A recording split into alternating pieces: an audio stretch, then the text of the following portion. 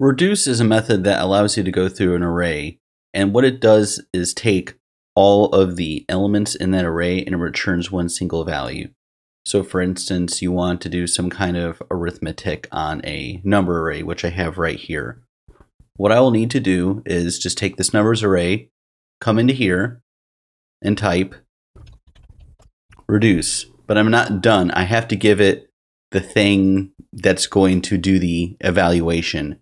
And so what we're going to have to do is write a reducer. Now you could name it, Charles Barkley if you wanted to. You could give it whatever name you want, but the convention is you want to give the reduce method here a reducer, and it's very easy. I'll show you an example.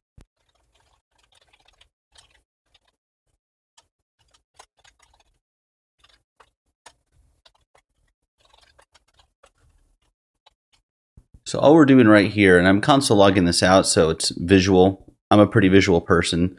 And so all we're doing is we're taking this numbers array right here. And as we go through, we're just going to add everything up to see what the grand total is. Now I'm going to print out what the accumulator is and what the current value is, because sometimes you could kind of understand the current value, but this accumulator, what is that? So let's go ahead and run this. And we see here that the accumulator is 1, and then it's 2. The next time it executes, it's 3, which is the result of 1 plus 2. And then as you see, we have that 3 plus 3, which is the output of the previous time this ran, plus 3. So we get 6, and then so on. And we get to 21 at the end.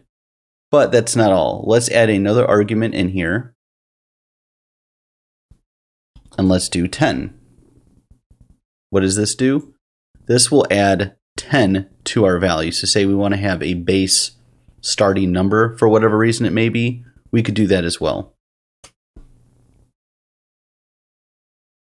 And we see that when we put 10 in here, it allows us to go through and then add 10 plus 1 is 11, and then so forth and so on from the previous example.